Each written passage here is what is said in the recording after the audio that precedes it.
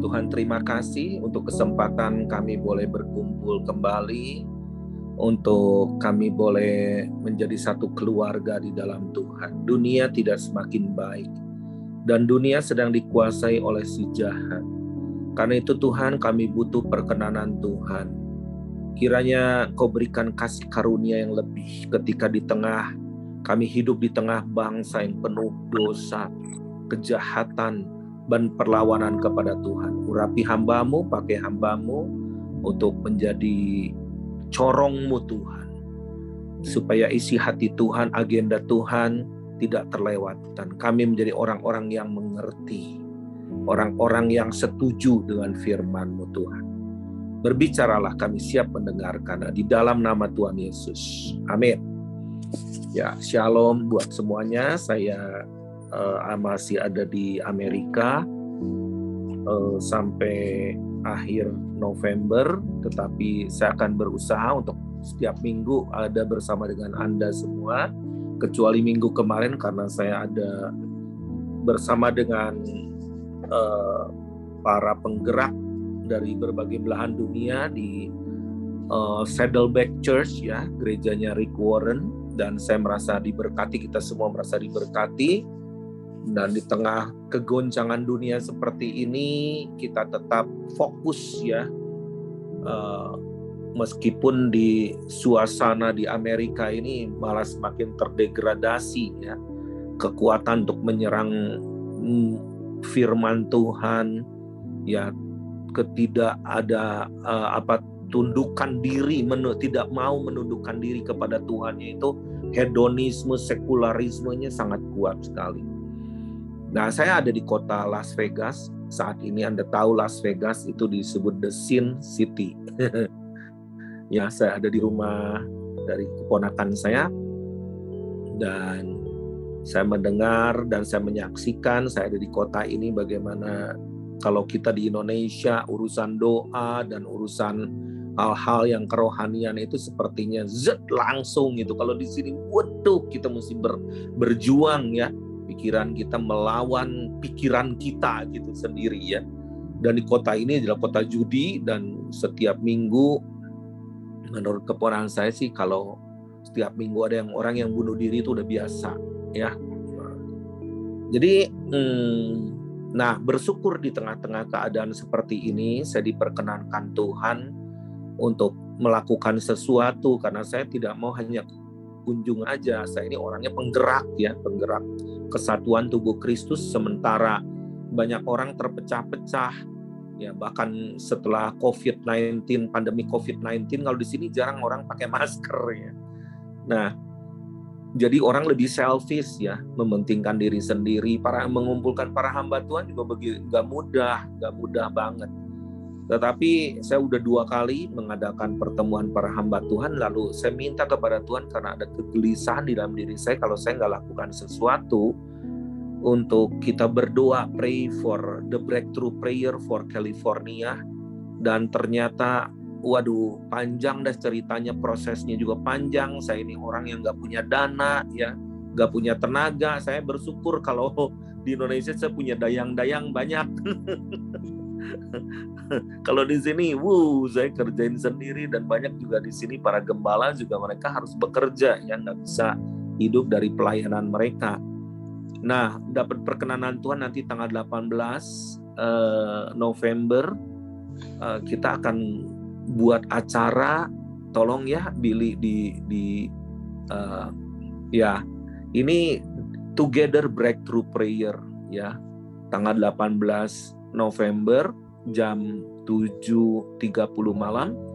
Nanti jam 6 sorenya, jam 6 sore, ya, jam 6 sore itu kita ada dinner dulu. Wow, bersyukur itu ada orang yang siapkan makan, dan ini gerejanya gereja nggak kecil, ya, gereja masuk sekitar 2.500 sampai 3.000 di gereja Korea, yang gereja mega church yang punya universitas sampai PhD, ya, tahapannya. Dan saya bersyukur, saya minta dukungan IPC, mereka dukung, ya, mereka dukungnya cuma datang doang sih sebetulnya, ya. Tapi karena kasih karunia lah ini nanti bisa berjalan baik ya. Dan semalam juga saya baru Zoom, semalam berarti tadi pagi kalau waktu Anda. Itu kita Zoom dan semuanya berjalan baik dan rapat 40 menit tapi done. Wow. Ini anugerah dan nanti akan lebih banyak daripada komunitas Korea. Komunitas Korea sekitar 1.000 lebih akan hadir. Orang-orang Indonesia, puluhan para hamba Tuhan akan hadir. Dari Hispanik juga, ya, bahasa Spanyol. Dari Filipinos, ya, terus Vietnamese dan sebagainya. Tolong dukung doa karena saya merasa ini peperangan rohani yang hebat. Ya, ada satu lagi mungkin Bill.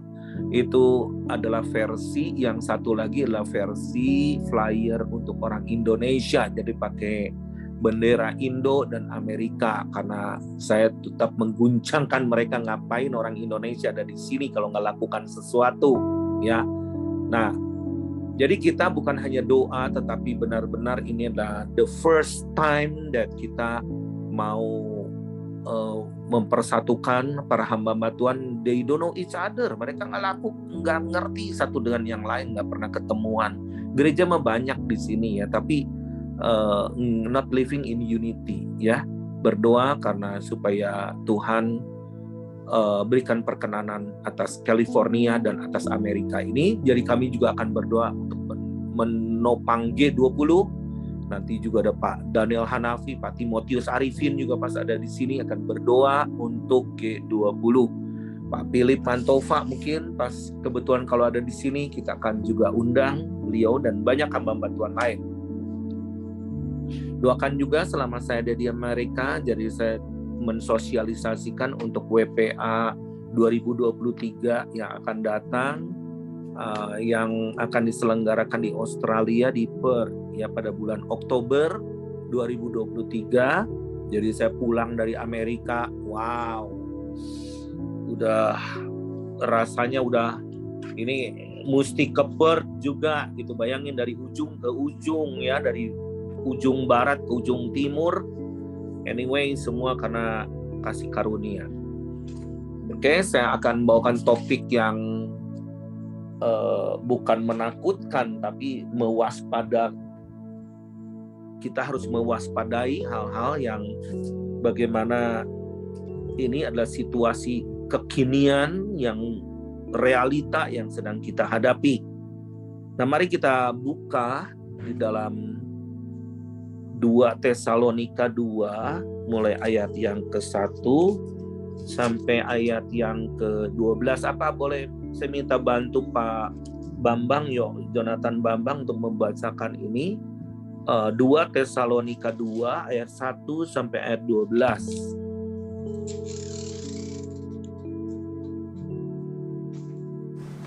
Baik, saya akan bacakan 2 Tesalonika 2 ayat 1 sampai 12. Kedurhakaan sebelum kedatangan Tuhan. Tentang kedatangan Tuhan kita Yesus Kristus dan terhimpunnya kita dengan Dia, kami minta kepadamu, saudara-saudara, supaya kamu jangan lekas bingung dan gelisah, baik oleh ilham roh maupun oleh pemberitaan atau surat yang dikatakan dari kami, seolah-olah hari Tuhan telah tiba. Janganlah kamu memberi dirimu disesatkan orang dengan cara yang bagaimanapun juga. Sebab sebelum hari itu haruslah datang dahulu murtad, dan haruslah dinyatakan dahulu manusia durhaka yang harus binasa, yaitu lawan yang meninggikan diri di atas segala yang disebut atau yang disembah sebagai Allah. Bahkan ia duduk di bait Allah dan mau menyatakan diri sebagai Allah. Tidakkah kamu ingat bahwa hal itu telah kerap kali kukatakan kepadamu ketika aku masih bersama-sama dengan kamu? Dan sekarang kamu tahu apa yang menahan dia, sehingga ia baru akan menyatakan diri pada waktu yang telah ditentukan baginya. Ayat 7. Karena secara rahasia kedurhakaan telah mulai bekerja, tetapi sekarang masih ada yang menahan. Kalau yang menahannya itu telah disingkirkan, pada waktu itulah si pendurhaka baru akan menyatakan dirinya. Tetapi Tuhan Yesus akan membunuhnya dengan nafas mulutnya dan akan memusnahkannya kalau ia datang kembali. Kedatangan si pendurhaka itu adalah pekerjaan iblis dan akan disertai rupa-rupa perbuatan ajaib, tanda-tanda dan mujizat palsu dengan rupa-rupa tipu daya jahat terhadap orang-orang yang harus binasa karena mereka tidak menerima dan mengasihi kebenaran yang dapat menyelamatkan mereka.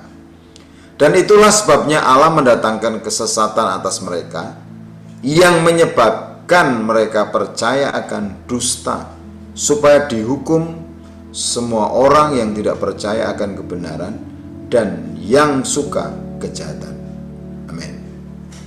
Terima kasih Pak Bambang. Itu kalau kita lihat lebih lanjut di dalam ayat yang ke-7, karena secara rahasia kedurhakaan telah mulai bekerja, tetapi sekarang masih ada yang menahan. Nah, saya mau sharing kepada Anda para penggerak kota, jangan diam, oke? Karena Anda orang yang mengerti kalau diam, Anda yang bersalah. Jadi sebetulnya apa yang menahan kekuatan si jahat ini adalah doa-doa orang kudus. Gereja semakin lama mungkin komunitas Kristen semakin self-center. Nah, siapa yang akan menggerakkan untuk kesatuan ini? Dan everybody so busy. Semua sibuk dengan kegiatannya sendiri dan merasa bahwa mereka melayani Tuhan. Belum tentu. Bapak Ibu, saya akan singkapkan banyak hal. Jadi mohon bersabar dan juga berikan waktu kepada saya untuk menerangkan banyak hal. Jadi yang menahan adalah kekuatan orang-orang kudus. Apa yang saya ngomong kepada mereka, kenapa mereka mau bersatu? Saya katakan, saya kali ini ke Amerika saya gelisah. Kenapa? Karena it's going to be a great shaking coming. Akan ada satu kegoncangan besar. Penghukuman Tuhan akan terjadi. Yang kita butuh adalah doa-doa orang kudus yang akan memenuhi cawan kemurahan. Cawan kemurahan, bukan cawan geramnya Tuhan, cawan murka Tuhan, ya. Nah, jadi di sini masih ada yang menahan. Seberapa banyak yang bisa menahan ini orang-orang kudus? Kalau everybody just busy, even you, sedikit orang aja udah sibuknya minta ampun, kayaknya tidak mau memenuhi panggilan Tuhan. Wah, apa yang akan terjadi nanti?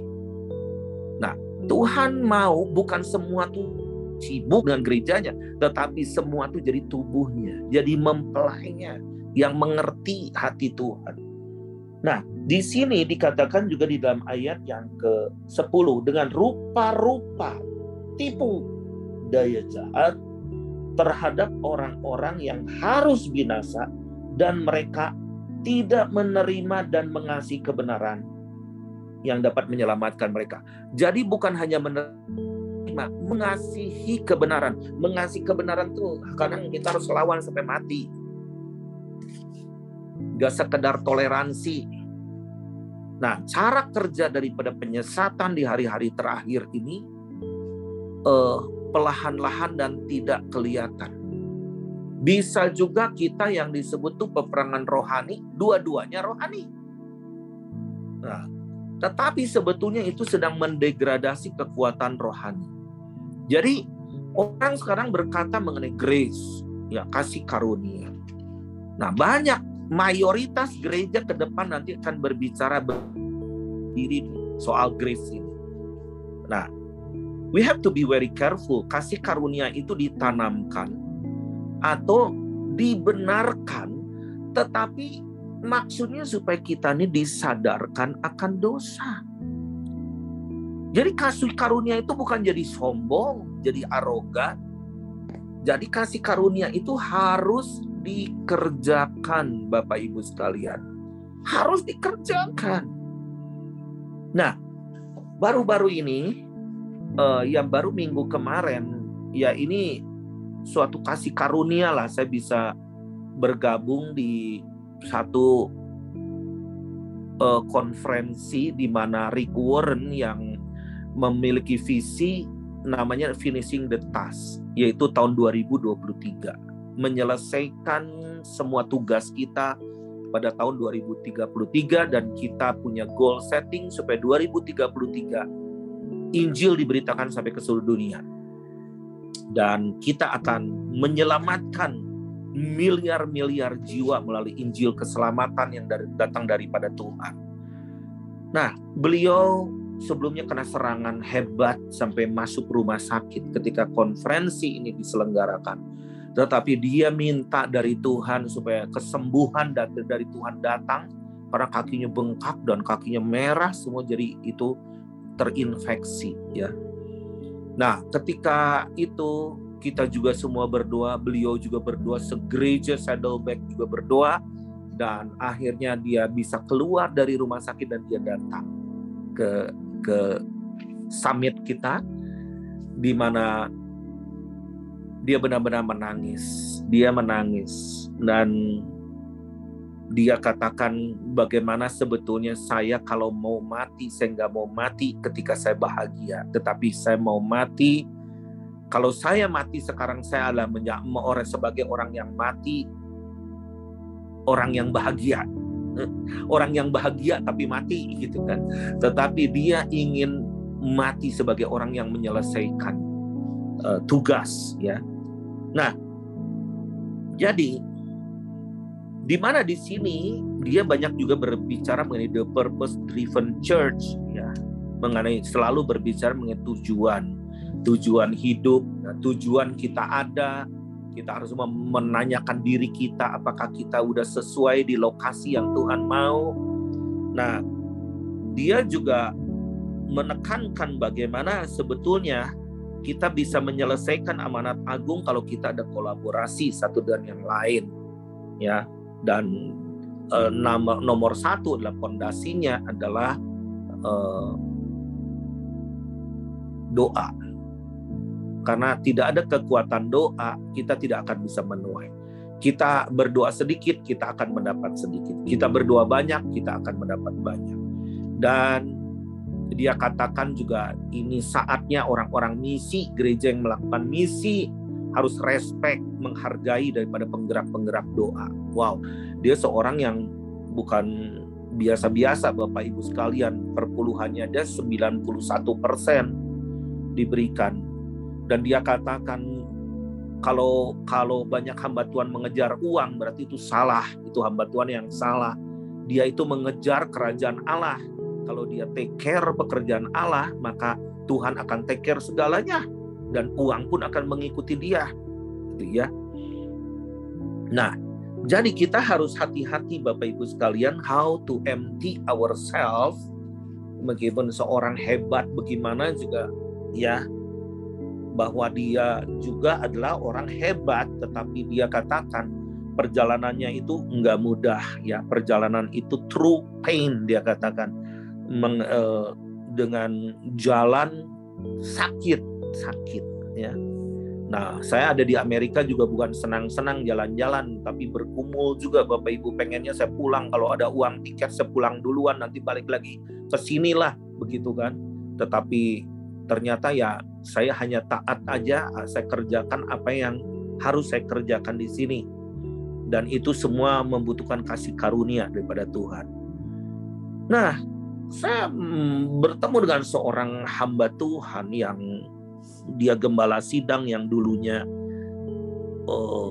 gereja ini gereja yang berdoa, tetapi sekarang saya merasa kok aneh gitu nih, gereja juga udah melorot, tapi dia mengatakan begini, bahwa kita udah nggak perlu lagi berdoa seperti dulu lah gitu.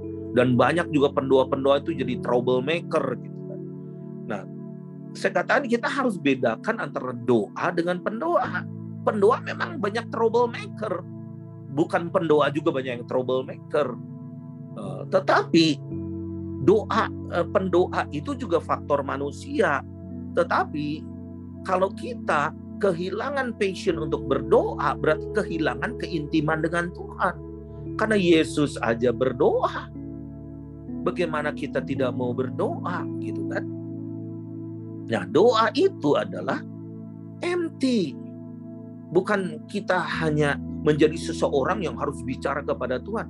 Justru di dalam doa kita harus mengosongkan diri kita sendiri dan kita bisa komunikasi dengan Tuhan. Bisa nggak di dalam doa itu kita berkata kepada Tuhan, Tuhan, what should I do? Correct me if I'm wrong. Ya, selidiki aku Tuhan kalau memang aku salah, begitu kan?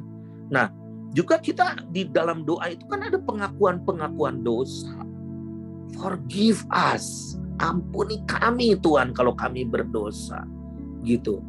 Nah, jadi dosa itu tidak bisa ditebus oleh janji-janji. Banyak anak-anak Tuhan yang kehilangan janji Tuhan karena seringkali dia itu berdalihnya seperti ini. Aku akan melayani Tuhan kalau Tuhan pulihkan saya. Enggak bisa begitu. Kita nih harus memikul salib setiap hari. Even if you are in trouble, I'm in trouble, I will do that. Gitu kan? Aku akan melakukan. Nah, apakah ketika perempuan Samaria itu dia dipulihkan dan diberkati Tuhan lalu dia langsung melayani Tuhan? Enggak. Tetapi dia itu melakukan in trouble. Dia melakukan ketika justru di dalam masalah itu untuk membalikkan keadaan.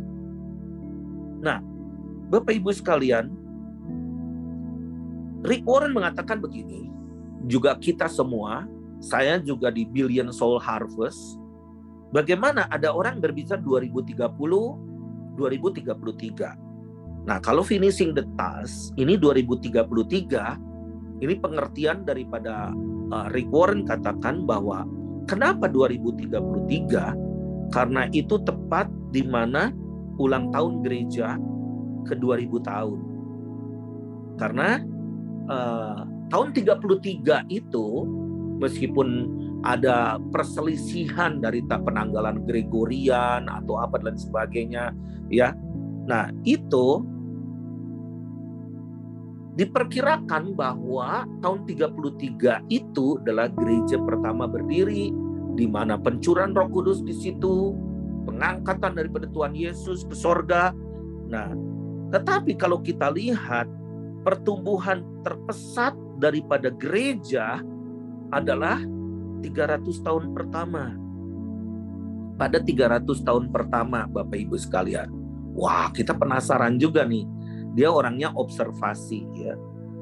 300 tahun pertama gereja tidak punya mega church, nggak punya gedung. Nah, mereka berjalan dari rumah ke rumah, bermultiplikasi 50% per tahun. Nah, tetapi dunia saat ini dengan penduduk yang 8 miliar, itu saat ini ada 2,6 miliar penduduk Kristen, yang notabene ada 1,3 miliarnya Katolik. Tetapi apa yang sebetulnya gereja sedang alami saat ini adalah terdegradasi oleh dunia. Tidak mau menginjil, berdoa untuk kepentingan sendiri, repot dengan organisasinya, bergelut dengan eksistensi, mencari pengakuan. Nah, jadi kalau kita lihat di zaman Kisah Rasul, Bapak Ibu sekalian, di dalam Kisah Rasul 1 ayat yang ke-15, kenapa gereja bermultiplikasi begitu hebat? Di dalam Kisah Rasul 1 ayat yang ke-15, orang Kristen hanya 120 orang aja. Lalu di dalam Kisah Rasul 2 ayat 41, jumlahnya menjadi 3.000. Mendadak zoom, jadi 3.000. Nah, Kisah Rasul 2 ayat 44 bertambah, tetapi itu menjadi keluarga besar. Enggak menjadi ormas, enggak menjadi organisasi, saling tolong menolong, Nah, makanya gerakan My Home itu intinya bukan di dalam kegiatan sosialnya, tetapi we love each other. We love our neighbor. Sebelum saya ke Amerika, saya ada video call dengan bapak-bapak dari JDN, Pak Charles Jonan, Pak Mulyadi Sulaiman, Pak Tony Mulya. Mereka mengatakan begini, ini saatnya kita harus kembali lagi dorong My Home untuk mengadopsi jalan-jalan. Karena roh maut ada di mana-mana. Nah, dan kita harus adopsi wilayah lingkungan kita. Ya memang dari awalnya begitu. Kata saya, ya udah kita dorong aja gimana sebetulnya. Ini bukan gerakan My Home yang cerit begini kayak orang-orang kita aja sedikit. Tetapi ini harus jadi gerakan massa. Gerakan orang Kristen semua. Kalau kita bersatu. Tetapi untuk masuk ke arah itu nggak mudah. Karena dunia rohani penuh dengan dunia persaingan, dunia eksistensi, dunia yang penuh pemujaan tokoh. Nah, apakah kita mau kembali kepada eklesia kembali atau kita akan mengalami keruntuhan ke depan? Nah, jadi kalau kita lihat sifat gereja ini seperti apa? Kalau Barna mengatakan pertumbuhan gereja di Indonesia itu hanya 1,7% aja, selebihnya itu perpindahan. Dan sifat gereja itu adalah kebanyakan seperti piranha, kanibal. Saling makan satu dan yang lain, saling bersaing. Nah, Bapak Ibu sekalian, kita lihat harus kembali lagi kepada gereja mula-mula. Meskipun nanti ada penyaringan, ada pemisahan. Mana yang true church, eklesia, atau gereja organisasi. Di dalam Kisah Rasul 4 ayat 44. Dalam waktu yang singkat saja, umat Tuhan bertambah menjadi 5.000 laki-laki. Disebut 5.000 laki-laki. Kenapa laki-laki yang disebut? Karena laki-laki adalah sebagai kepala keluarga. Jadi ada berapa jiwa kalau 5.000 laki-laki? Kali 5 kah? Apalagi orang Yahudi banyak anaknya. Orang di Yerusalem banyak anaknya. Orang Arab banyak anaknya. Mungkin times 5, 6. Nah, zaman dulu anaknya ada 6, ada 7, ada 8, ada 11. Pesan Tuhan satu, hanya single preaching, nggak macem-macem, nggak banyak doktrin.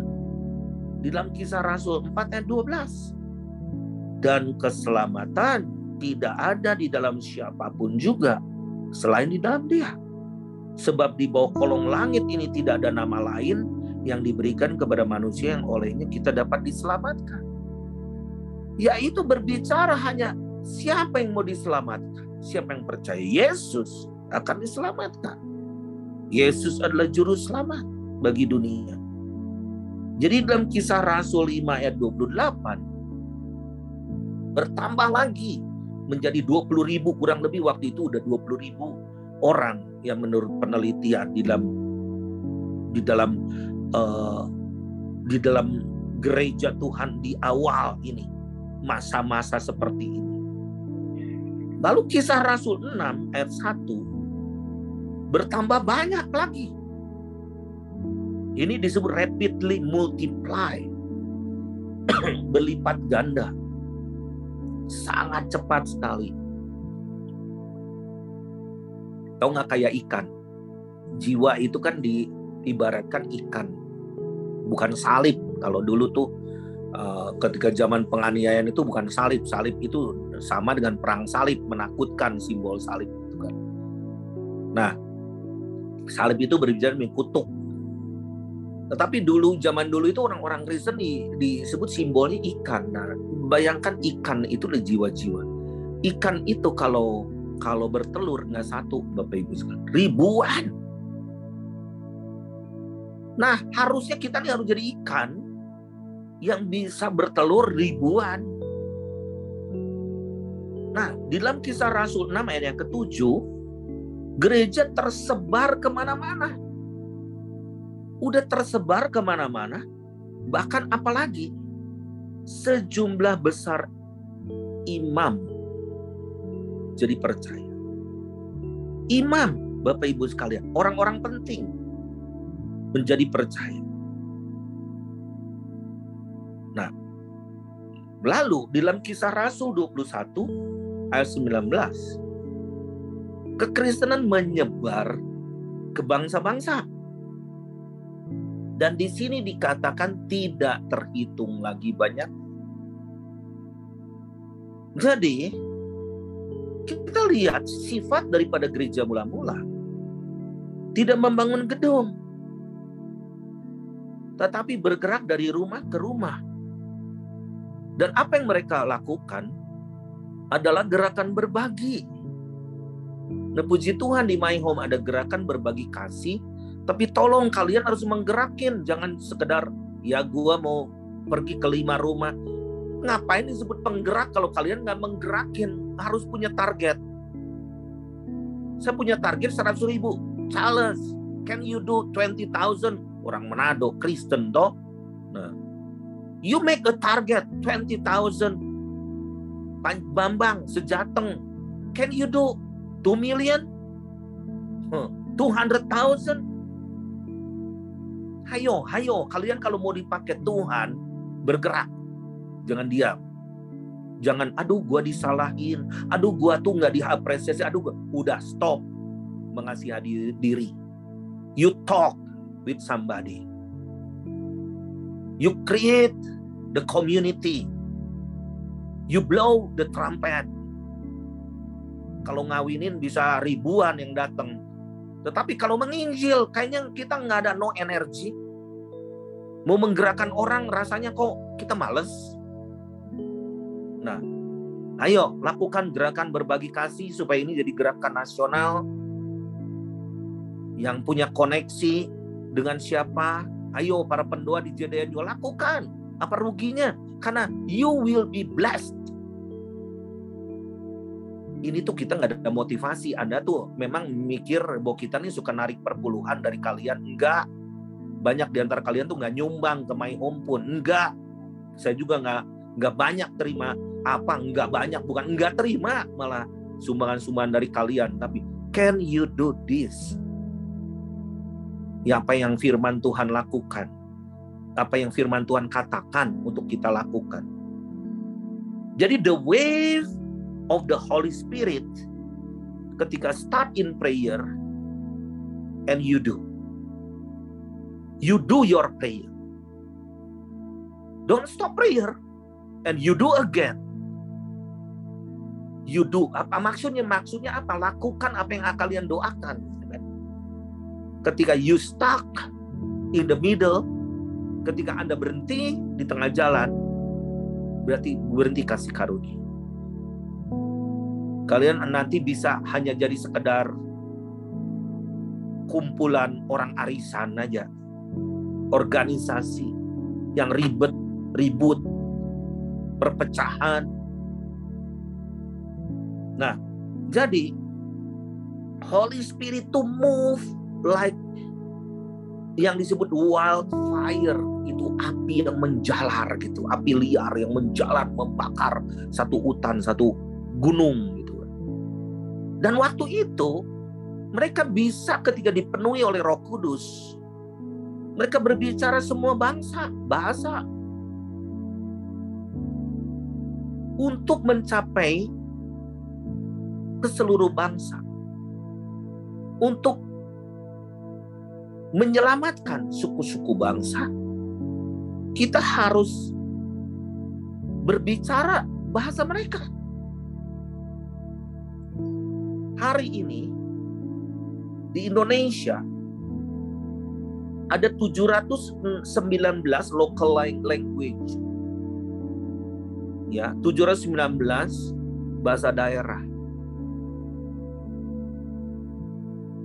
Ada 34 yang sudah Bible-nya full Bible dari perjanjian lama ke perjanjian sampai perjanjian baru. Tapi ada 110 suku yang punya perjanjian baru doang. Ada 47 perjanjian baru yang sedang dikerjakan bahasa lokal. Jadi tinggal 550 local language, bahasa daerah yang dibutuhkan. Dengan teknologi sekarang, apakah kita bisa menyelesaikan tahun 2033? Kita runding waktu itu ada dengan orang India untuk mentranslate. Dulu LAI itu butuh 20 tahun, 20 years untuk menerjemahkan satu bahasa, kata orang India. Sekarang dia seorang dokter jantung, dia katakan, aku punya teknologi, kita bisa selesaikan dalam 9 bulan saja. Dan Injil harus diterima oleh setiap makhluk.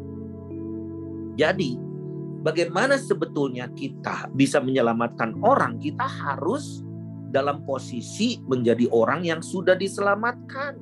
Jangan ragu. Ya. Jadi gereja, hati-hati ya, gereja penyesat itu banyak sekarang. Penyesat atau tersesat. Biasanya tersesat duluan baru jadi penyesat. Gereja penyesat itu selalu diawali dengan mendirikan gereja pembaruan atau yang disebut restoration church. Merasa kita nih gini, kita harus ada pembaruan gini.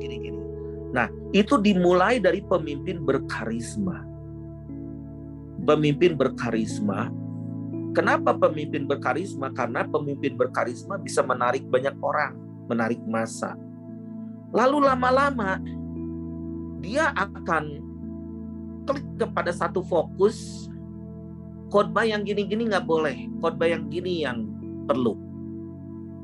Jadi kepada satu stream. Dan setelah itu nanti dia akan membuat aturan-aturan baru dari pemikiran sendiri, dari mimpi, pengalaman, nubuatan, macam-macam lah, pernyataan-pernyataan, tafsiran-tafsiran, dan nanti mereka akan membuat buku-buku suci lagi tambahan daripada Alkitab. Contoh, misalkan pendiri Saksi Yehova, itu Charles Russell namanya. Dia adalah fokus kepada hal-hal sekunder daripada kitab Wahyu, Bapak Ibu sekalian. Jadi lama-lama ini orang kok jadi gimana nih ya melihat kitab Wahyu, apalagi penafsiran-penafsiran di sana. Jadi Charles Russell ini menyatakan bahwa Yesus itu adalah anak manusia. Sama seperti Yusuf dan Maria, itu anaknya. Yesus itu bukan anak Allah. Dan diadopsilah oleh Roh Kudus. Nah, Charles Russell ini membuat lagi 7 buku suci. Ya. Nah, 7 volume daripada buku suci itu yang menafsirkan pewahyuan, revelation. Pengikutnya banyak banget. Jangan dia yang pakai Alkitab, yang nggak pakai Alkitab. Contoh misalkan The Flying Spaghetti Monster Church. Ada 10 juta sekarang anak-anak muda. Itu Tuhannya apa? Spaghetti. Ini ridiculous. Atau mereka mengolok-olok kita, justru elu yang jadul orang Kristen. Nah, ini gelombang Kristofobia. Kristofobia itu adalah menjauhkan diri daripada orang-orang Kristen. Ini gelombang ini sedang terjadi. Saya bertemu dengan seorang penggerak di Ukraina.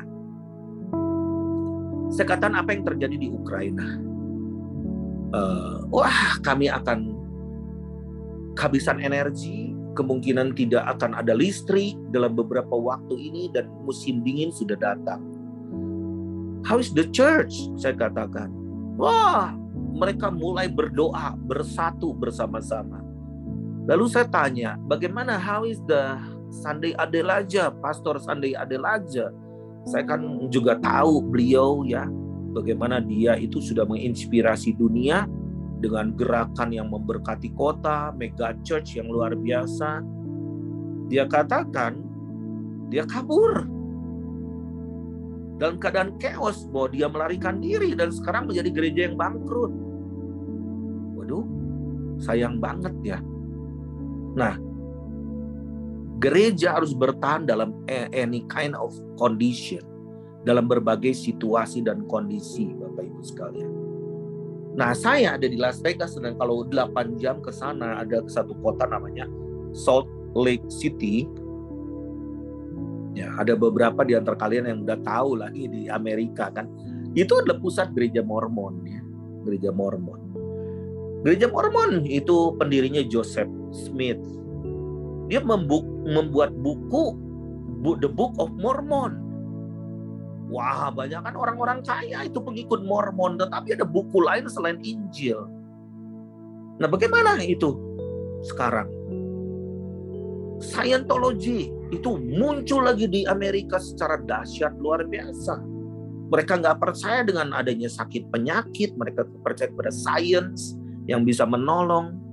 Bahkan seorang aktor yang namanya Tom Cruise yang kita banyak tahu ya, dia menceraikan istrinya Nicole Kidman. Kenapa istrinya diceraikan begitu saja? Karena istrinya itu suka pengen bunuh diri, jadi selalu minum obat antidepresan. Jadi dia suami itu nggak setuju gitu, jadi diceraikan. Nah, ini banyak sekali, banyak hal-hal seperti ini, Bapak Ibu sekalian. Sekarang nih baru awal November ya, berapa hari ya, baru 3-4 hari, tanggal 31 Oktober yang lalu. Itu banyak hal terjadi, saya nggak tahu kok banyak hal yang terjadi itu. Bagaimana Paus juga, Benediktus, dia membuat pernyataan begini di dalam satu forum para pemimpin religius, bahwa the journey of 7 years of the journey is begin, bahwa 7 tahun perjalanan itu sudah dimulai. Wih, apa maksudnya ini 7 tahun? Terus climate change juga ditandatangani tanggal 31 Oktober. Tetapi itu juga malam Halloween. My God. Anda mungkin nggak tahu apa yang saya ceritakan Halloween kalau di Amerika. Supermarketnya seperti apa tuh, barang-barang setan-setan semua. Dan saya tinggal di keponakan saya, dan saya tinggal di satu rumah hamba Tuhan di Los Angeles gitu. Di satu perumahan itu dihias, rumah-rumah tuh dihias tengkorak, peti mati, kuburan dan lain sebagainya.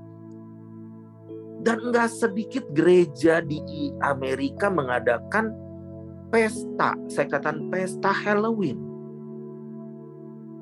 Meskipun beberapa gereja mengadakan bukan Halloween night tapi Hallelujah night. Good, tapi suaranya nggak, kurang kedengeran ya. Nah, Halloween ini adalah awal muasalnya dari namanya satu hari yang disebut All Hallows Eve, yaitu merayakan hari orang-orang kudus. Hari orang-orang kudus. Maksudnya gimana? Pada tanggal itu kita umat Tuhan, waktu itu gereja Katolik ya, harus berdoa dan berpuasa untuk orang-orang kudus. Dan kita nih harus jadi orang kudus. Tapi sekarang jadi hari kesetanan, Bapak Ibu sekalian. Nah, keponakan saya juga pernah cerita begini. Satu saat dia pengen ke satu gereja di sini, itu mega church, terkenal hamba Tuhan. Lalu dia pergilah ke gereja itu, ternyata dia pulang dengan kecewa. Kenapa? Karena ketika dia masuk ke gereja itu, asernya ngomong ini, no service today. Tidak ada ibadah hari ini karena ada soccer, sepak bola. Waduh. Jadi mereka nonton bola semua. Terus ponakan saya ngomong, nanti nggak ada doa atau apa sama sekali. Tidak ada, nonton aja. Nah, bayangkan gereja bisa tawar-menawar dengan sekularisme seperti ini, Bapak Ibu sekalian. Di Las Vegas ini banyak sekali, kalau saya pergi ke kota itu banyak chapel-chapel di sana, gereja-gereja, di mana gereja-gereja ini bukan gereja untuk ibadah, tapi gereja untuk ngawinin orang. Bahkan ada gereja go through wedding chapel. Maksudnya apa? Jadi datanglah berpasangan, diberkati, udah gitu bayar $50, ambil sertifikatnya di situ. Kayak main-main. This is true, Bapak Ibu sekalian. Ini sesuatu yang benar-benar sedang terjadi pada saat-saat ini. Jangan begitu, pengajar Alkitab terkenal di Indonesia mengatakan bahwa Tritunggal udah nggak ada, yang ada Dwitunggal. Jadi Yesus itu setara, selevel dengan Lucifer. Masya Allah. Tahu nggak baru-baru ini seorang hamba Tuhan, preacher yang luar biasa yang pernah kita adakan juga di Jakarta, KKR-nya Joyce Meyer. Joyce Meyer adalah seorang yang luar biasa. Dia dulunya pemabok, tapi dia menyelamatkan banyak orang. Akhir-akhir ini dia khotbah apa coba baru-baru ini? Dia ditato di sini dan di kaki. Dan dia katakan, katanya Tuhan juga ditato. Tuhan Yesus juga ditato. Tuhan ditato di Yesaya 49 ayat 16. Nah, bagaimana nih? Untuk meraih orang yang bertato, kita harus ditato. Bapak Ibu sekalian, saya nih jujurnya jadi bergumul. Masih ada orang-orang seperti kita nggak sih? Ada yang mau rugi seperti saya nggak sih ngumpul-ngumpulin gereja? Kadang kita nih jujurnya ya makan dengan para hamba-hamba Tuhan, bayarin mereka hanya untuk kesatuan. Lama-lama saya juga bisa frustasi loh, gini, gitu kan? Karena perlawanan kita tuh seperti berenang di arus yang deras sama sekali. Mending kalau orang sekeliling kita kan pada ngerti, ini pada nggak ngerti juga gimana? Frustasi loh kita. Apakah kita yang jadi the remnant itu? Benar Tuhan kata the remnant itu hanya tinggal sedikit saja. Tapi arusnya ini perlawanannya bukan dari musuh. Bukan dari orang yang berlainan agama. Malah orang yang penentang-penentang ini adalah orang-orang Kristen sendiri. Ya itulah firman Tuhan. Jadi we have to be very careful Bapak Ibu sekalian. Jalan kita yang sedang kita ini licin sekali. We have to be very, very careful. Dan we have to stick together.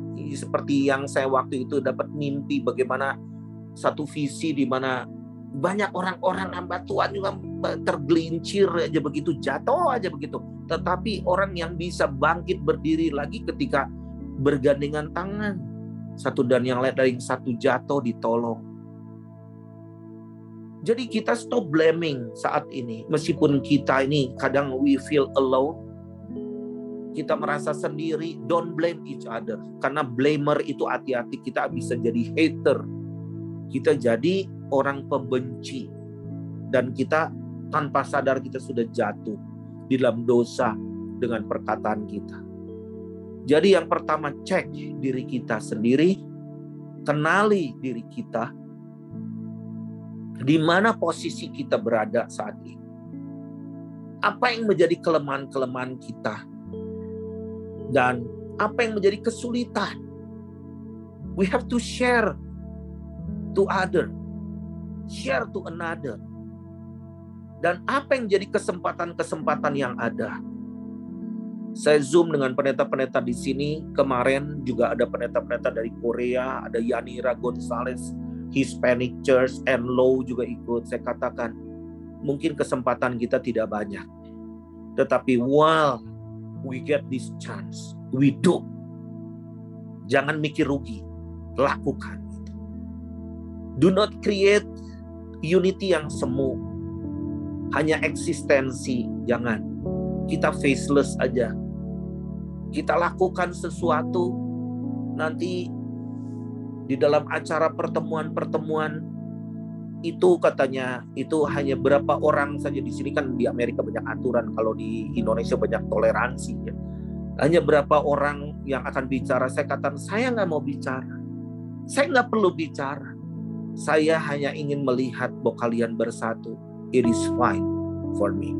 Itu sudah cukup bagiku. Nah, Bapak Ibu sekalian, lihat kesempatan apa yang kita bisa lakukan. Kita sedang mempersatukan bangsa-bangsa di Perth nanti Oktober 2023. Ngegiring para hamba Tuhan, ngegiring gereja yang super sibuk sekarang. It is not so easy. Gak mudah. Tetapi saya katakan, just blow the trumpet. Kesempatan kita tidak banyak. Terus 2024 mungkin kita akan berkumpul hanya 300 orang saja para pemimpin dunia di Yerusalem. Kenapa di Yerusalem? Saya nggak ngerti. Sekarang Putin aja sudah mulai mengejar mau nuklir Yerusalem. Kenapa? Karena bayangkan Israel sudah mulai bisa memasok gas ke Eropa. Nah, sedangkan Putin ini kan ingin memblokade jalan, pasokan, mau mengembargo Eropa. Nah, sekarang Putin mau berkoalisi dengan Iran. Wow, Bapak Ibu sekalian, ini super banget sepertinya. Semua firman Tuhan itu sedang digenapi pada zaman kita. Pada zaman kita hidup. Jangan tergelincir kita dihukum karena kejahatan. Biar kalau kita dihukum karena kebaikan, fine-fine aja. Tapi kita harus jadi orang yang membawa terang kepada seluruh dunia. Yang kedua, temukan tujuan hidup kita. Jadi menjalani hidup saja, kita akan menjadi orang yang rugi. Saya bicara kepada keluarga-keluarga saya di sini, ponakan saya. Kalian hanya kerja. Jadi orang Kristen, kerjanya kerja dan cari uang. Sementara dunia sedang kolaps. Ya, itu akan merupakan satu kerugian. Kalau kita bekerja, bekerjalah seperti untuk Tuhan. Ketika kita nyetir mobil, mau jadi Uber, mau jadi sopir truk atau mau apapun, do it. Lakukan seperti untuk Tuhan. Engkau berjalan dari kota ke kota, speak blessing, berkati kota itu. Minta supaya kemuliaan Tuhan, kemurahan Tuhan, mercy itu turun atas kota itu. Do not blame, jangan blame. Karena Tuhan mengasihi seluruh dunia ini. Jadi temukan tujuan hidup Anda semua dan saya. Mungkin kita semua sulit. PHK akan terjadi di mana-mana. Ini adalah satu di mana hari di mana sebuah numpuk krisis akan terjadi. Apakah kita percaya bahwa kegoncangan itu memang Tuhan yang buat, semua akan digoncangkan supaya nyata yang tidak tergoncangkan kerajaan Allah. Kalau kita berdiri di atas kerajaan Allah, kita berdiri di atas firman Tuhan, saya katakan kita tidak akan tergoncangkan oleh hal apapun.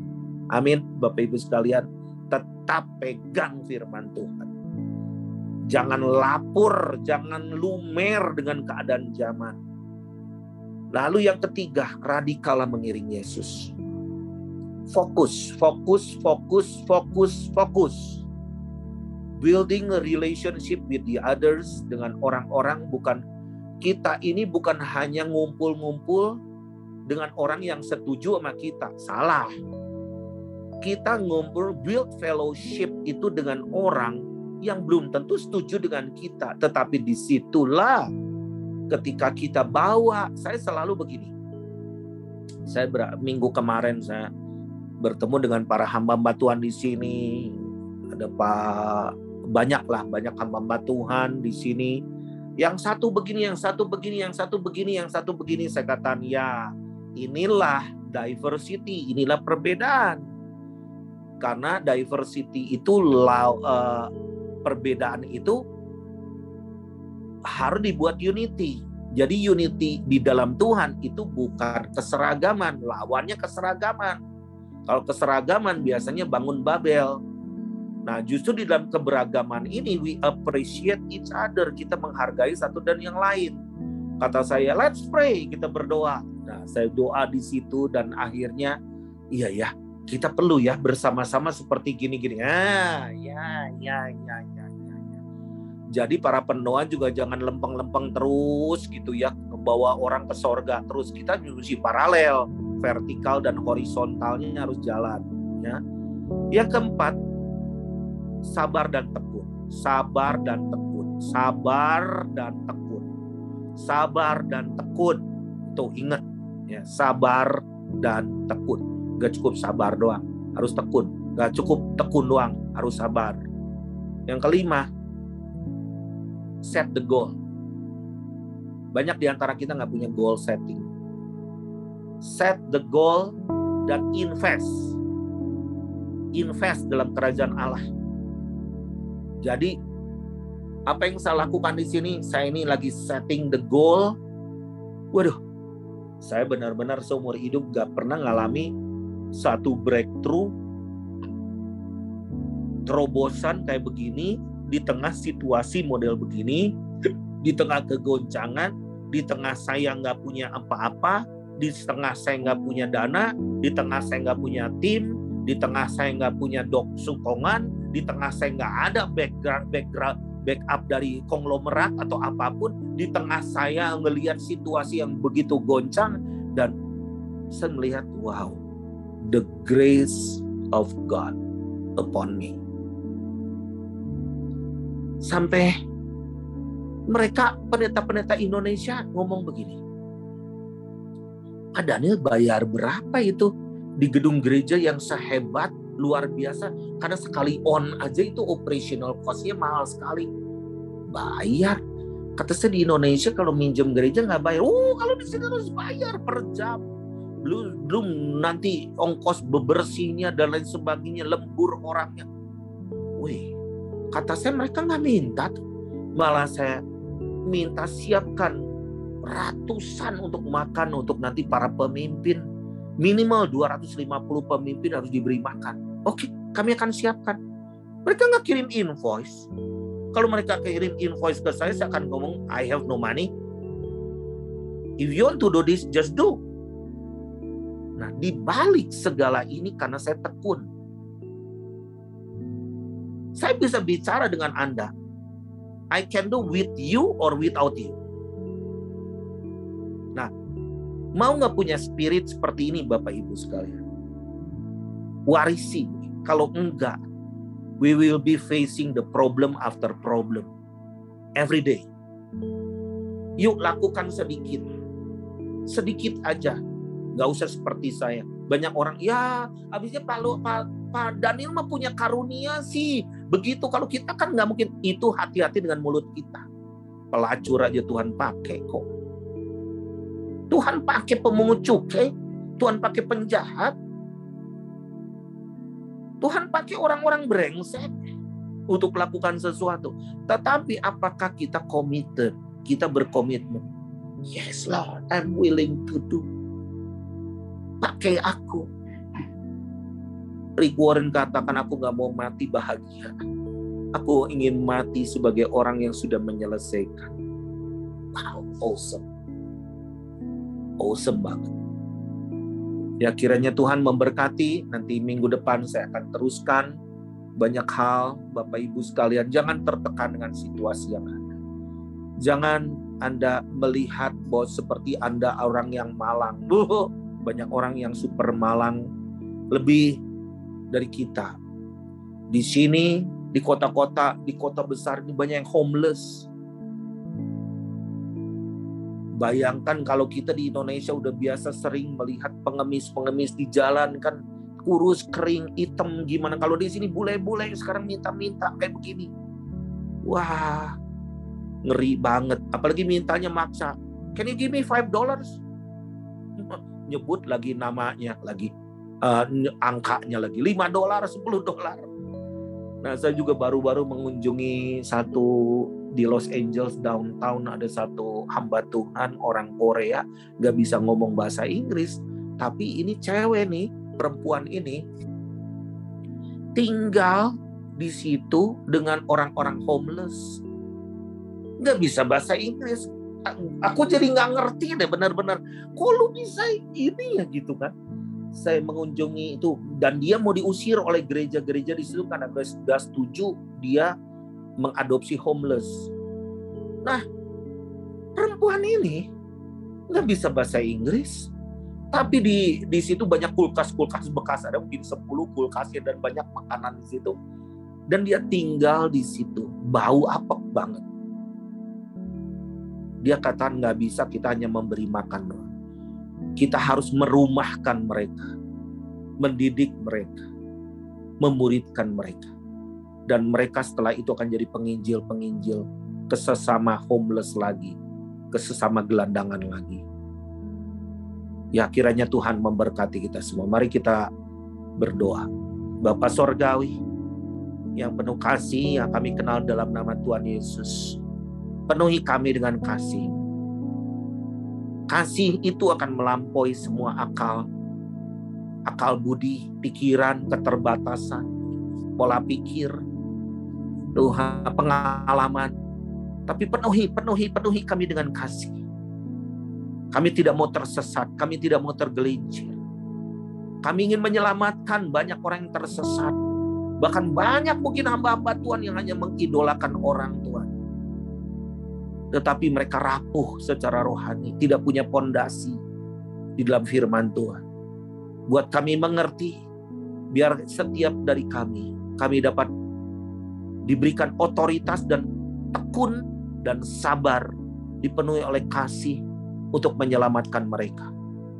Tua, muda, besar, kecil, laki, perempuan, pakai kami untuk kemuliaan Tuhan di akhir zaman ini. Di dalam nama Yesus. Amin.